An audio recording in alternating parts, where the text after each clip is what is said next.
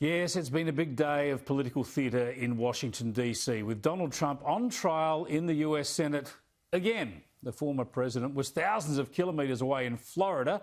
The current president wanted it known he wasn't even watching. I think it's clear from his schedule and from his intention he will not spend too much time watching the proceedings of any time over the course of this week. He will remain closely in touch with Speaker Pelosi, Leader Schumer, a range of officials on the Hill about his plan, and that's exactly what they want him to do. To bring us all the latest, I spoke earlier to Grey Television White House correspondent John Decker, and I asked him whether Joe Biden's message about not watching the proceedings suggested he wished this was not happening in the first days of his presidency. I think that's right, Chris. It takes away from so much of President Biden's legislative agenda, the idea that on the other end of Pennsylvania Avenue, you have this impeachment trial, which is eating up all the oxygen on Capitol Hill. All of the energy of the U.S. Senate is now devoted, at least for the next week anyway, to this impeachment trial, and it should likely run for about 1 week. Now, you had a seat in the Senate chamber while this trial was going on. This is something that's only happened in American politics 3 times in our lifetime, and you were there as it unfolded. All of today was spent on the constitutionality of this particular charge? That's correct. It was a procedural issue as to whether or not a former president can go through this process of an impeachment trial.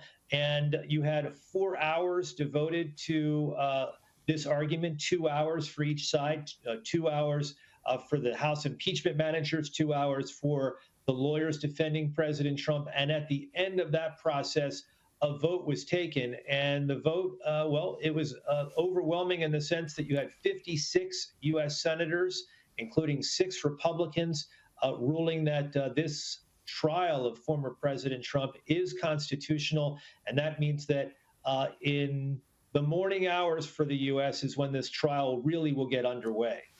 You were right there, so close to the action. Can you tell us about the frisson that might have been in the air, what you could feel, what was palpable, and what you expect in coming days?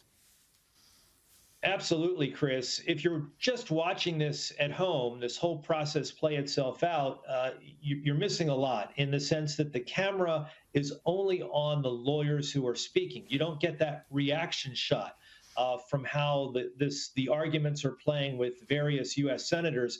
And being in the Senate chamber, I see that. I see who's taking notes. I see who's not taking notes. I see sometimes who's napping.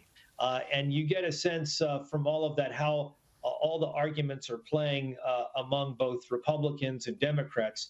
The growing consensus, the real consensus, was that this was not a good day for President Trump's lawyers. Underwhelming is the word that I heard from some Republican U.S. senators, disappointed with the arguments that they put forward. And I'm also told from people who are close to President Trump, who's down in Mar-a-Lago, Florida, that he is not pleased as well with the work of the lawyers who are defending him here in Washington, D.C. He might be firing more people by the sounds of it.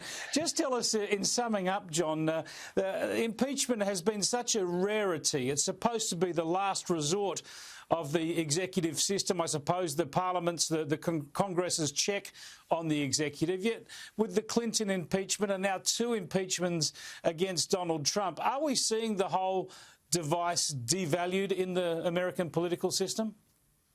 Well, that's the argument that has been put forward by many lawmakers in both the House and the Senate, Democrats and Republicans, that perhaps it is devaluing what is rarely used in American politics. I've covered 3 impeachments, and after each one, Chris, I always say to myself, well, that's history. I'll never see another one of those. And wouldn't you know it, a year after the last impeachment, I'm in the middle of watching a second impeachment of President Trump. So we'll obviously have to wait and see what the future holds for future presidents.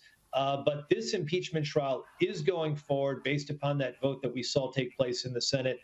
And at the end of the process, I think everybody knows, even the House impeachment managers know the verdict. And that's going to be an acquittal for President Trump, because you're not going to get anywhere near the 67 votes that would be necessary to convict President Trump and ultimately prevent him from running for president again.